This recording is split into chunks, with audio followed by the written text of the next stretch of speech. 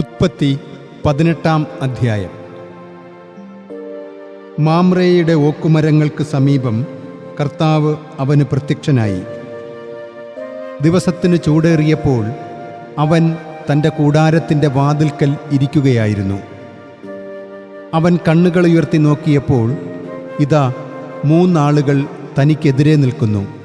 അവരെ കണ്ട മാത്രയിൽ അവൻ അവരെ എതിരേൽക്കാൻ കൂടാരവാതിൽക്കൽ നിന്ന് ഓടിച്ചെന്ന് നിലംപറ്റെ കുമ്പിട്ടു. അവൻ പറഞ്ഞു, യജമാനനെ, അങ്ങയുടെ ദൃഷ്ടികളിൽ ഞാൻ പ്രീതി കണ്ടെത്തിയെങ്കിൽ അങ്ങയുടെ ദാസനെ കടന്നു പോകരുതേ. കുറച്ച് വെള്ളം കൊണ്ടുവരട്ടെ. നിങ്ങളുടെ പാദങ്ങൾ കഴുകി മരച്ചുവട്ടിൽ വിശ്രമിച്ചാലും. നിങ്ങളുടെ ഈ ദാസൻ്റെ അടുക്കൽ വന്ന നിലയ്ക്ക് ഞാൻ കുറച്ച് അപ്പം കൊണ്ടുവരാം.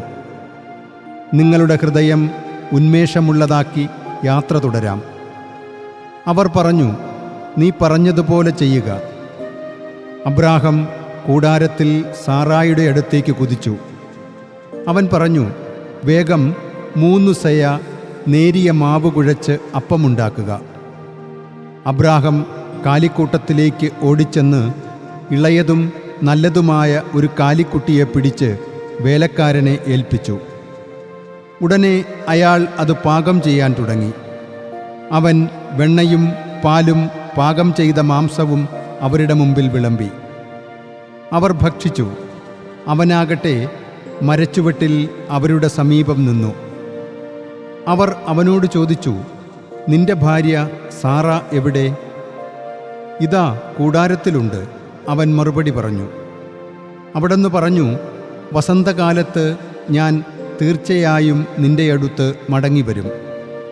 അപ്പോൾ നിന്റെ ഭാര്യ സാറായിക്ക് ഒരു പുത്രനുണ്ടായിരിക്കും. അവൻ്റെ പുറകിലെ കൂടാരവാതിൽക്കൽ സാറ ഇത് കേൾക്കുന്നുണ്ടായിരുന്നു. അബ്രാഹവും സാറായും വൃദ്ധരും പ്രായം കവിഞ്ഞവരുമായിരുന്നു. സാറായിക്ക് സ്ത്രീകളുടെ മുറ നിലച്ചുപോയുമിരുന്നു. അതിനാൽ സാറ ചിരിക്കുകയും ഇപ്രകാരം ഉള്ളിൽ പറയുകയും ചെയ്തു, എല്ലാം കൊഴിഞ്ഞു തീർന്നപ്പോൾ എനിക്ക് ഇനിയും ദാമ്പത്യസുഖമോ? എൻ്റെ ഭർത്താവോ വൃദ്ധൻ. കർത്താവ് അബ്രാഹത്തോട് ചോദിച്ചു, എന്തിനാണ് ഞാൻ വൃദ്ധയായിരിക്കുന്നു, വാസ്തവത്തിൽ ഞാൻ ഇനി പ്രസവിക്കുമോ എന്ന് ചോദിച്ചുകൊണ്ട് സാറ ചിരിക്കുന്നത്? കർത്താവിന് അസാധ്യമായി എന്തെങ്കിലുമുണ്ടോ? നിശ്ചിത സമയത്ത് വസന്തകാലത്ത് ഞാൻ നിന്റെ അടുത്ത് മടങ്ങിവരും. അപ്പോൾ സാറായിക്ക് ഒരു പുത്രനുണ്ടായിരിക്കും. ഞാൻ ചിരിച്ചില്ല എന്ന് സാറ കള്ളം പറഞ്ഞു. എന്തെന്നാൽ അവൾ ഭയന്നിരുന്നു. അവിടുന്ന് പറഞ്ഞു, അല്ല, നീ ചിരിക്കുക തന്നെ ചെയ്തു.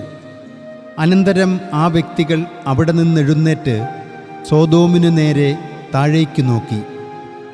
അവരെ യാത്രയാക്കാൻ അബ്രാഹം അവരോടൊപ്പം നടന്നു. കർത്താവ് ആത്മഗതം ചെയ്തു, ഞാൻ ചെയ്യാൻ പോകുന്നത് അബ്രാഹത്തിൽ നിന്ന് മറച്ചുവെക്കേണ്ടതുണ്ടോ? അബ്രാഹം നിശ്ചയമായും മഹത്തും ശക്തവുമായ ഒരു ജനതയായിത്തീരും. ഭൂമിയിലെ ജനതകളെല്ലാം അവനിലൂടെ അനുഗ്രഹിക്കപ്പെടും.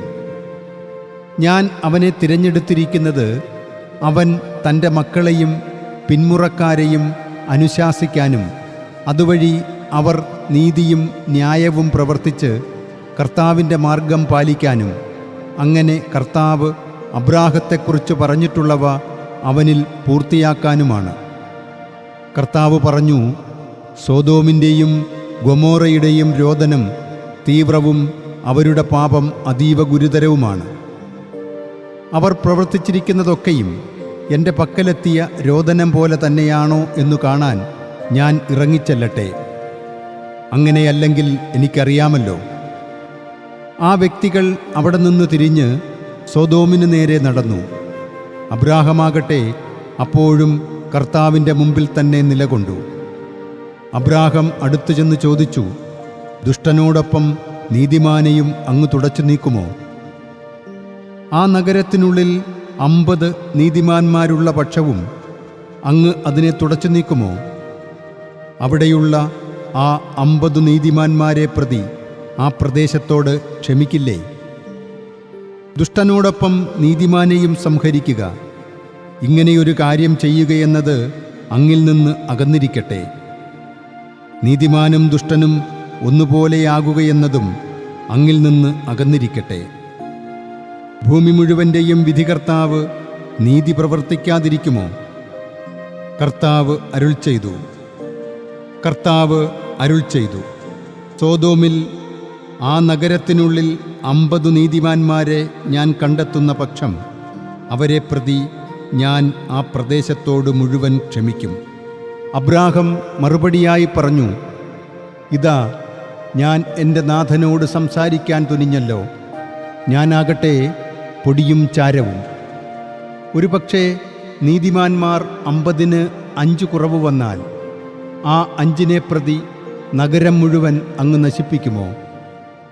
അവിടുന്ന് അരുൾ ചെയ്തു, 45 പേരെ ഞാൻ അവിടെ കണ്ടെത്തുകയാണെങ്കിൽ നശിപ്പിക്കുകയില്ല. അവിടുത്തോട് തുടർന്ന് സംസാരിക്കവേ അവൻ പറഞ്ഞു, ഒരുപക്ഷേ അവിടെ 40 പേരെ മാത്രമേ കണ്ടെത്തുന്നുള്ളൂ എങ്കിലോ? അവിടുന്ന് അരുൾ ചെയ്തു, ആ 40-നെ പ്രതി ഞാനത് ചെയ്യുകയില്ല. അവൻ പറഞ്ഞു, എൻ്റെ യജമാനൻ കോപിക്കരുതേ. ഞാൻ പറഞ്ഞുകൊള്ളട്ടെ, ഒരുപക്ഷേ അവിടെ 30 പേരെ മാത്രമേ കണ്ടെത്തുന്നുള്ളൂ എങ്കിലോ? അവിടുന്ന് അരുൾ ചെയ്തു, അവിടെ ഞാൻ 30 പേരെ മാത്രമേ കണ്ടെത്തുന്നുള്ളൂവെങ്കിൽ ഞാനത് ചെയ്യുകയില്ല. അവൻ പറഞ്ഞു, ഇതാ, ഞാൻ എൻ്റെ യജമാനനോട് സംസാരിക്കാൻ തുനിഞ്ഞല്ലോ. ഒരുപക്ഷേ 20 പേരെ മാത്രമേ അവിടെ കണ്ടെത്തുന്നുള്ളൂ എങ്കിലോ? അവിടുന്ന് അരുൾ ചെയ്തു, ആ 20 പേരെ പ്രതി ഞാൻ നശിപ്പിക്കുകയില്ല. അവൻ പറഞ്ഞു, എൻ്റെ യജമാനൻ കോപിക്കരുതേ. ഈ ഒരു പ്രാവശ്യം കൂടി ഞാൻ പറഞ്ഞുകൊള്ളട്ടെ, ഒരുപക്ഷേ 10 പേരെ മാത്രമേ അവിടെ കണ്ടെത്തുന്നുള്ളൂ എങ്കിലോ? അവിടുന്ന് അരുൾ ചെയ്തു, ആ 10 പേരെ പ്രതി ഞാൻ നശിപ്പിക്കുകയില്ല. അബ്രാഹത്തോട് സംസാരിച്ചു കഴിഞ്ഞപ്പോൾ കർത്താവ് യാത്രയായി. അബ്രാഹവും സ്ഥാനത്തേക്ക് മടങ്ങി.